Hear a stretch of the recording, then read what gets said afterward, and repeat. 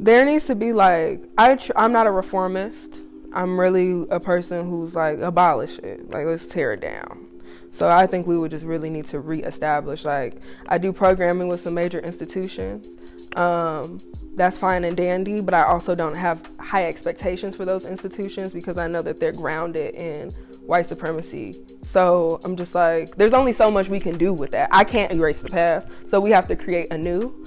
And I think very much so in the theoretical, and I'm a futurist, and in some ways a pessimist. For the good though, in the sense that like the old world, like the world as we know it has to end. Like this shit is not going to fly. We would just need to, maybe a new planet. Maybe a new planet. It could also start at a school. There's like, I love Betty Shabazz. I had a lot of homies that went there. I feel like that's a way of like building worlds, building spaces, building black space and creating black future.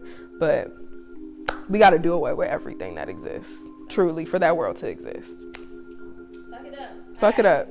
You get one wish for black artists.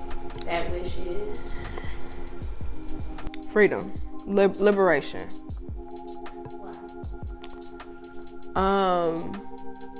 That's what our ancestors wanted. That's what the babies want. That's like, I feel like we're in the middle grounders. People who aren't babies or old people or dead already. Like, we really should be looking to the ends of the spectrums. Because I think there's like a returning to, I'm always trying to return to myself. And I know as a child, I always wanted to be free. I know, like, talking to my grandmother who's 87, she just wants to be free. And she was a cotton picker.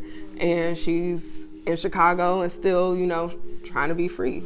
And I think that's the collective, all black folks, but specifically black artists. We're expressing because we want to free ourselves from whatever, we're trying to escape from in our creative pursuits.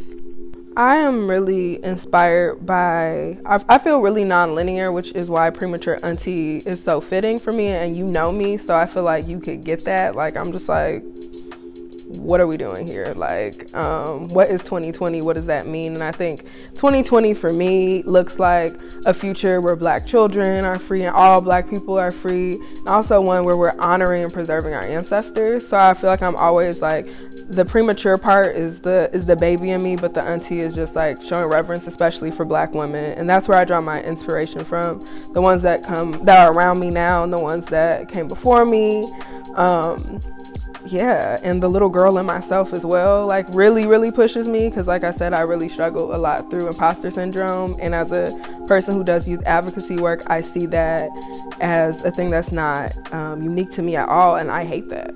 I'm like, damn, we're kind of all experiencing these things as black femmes. So that's a huge inspiration.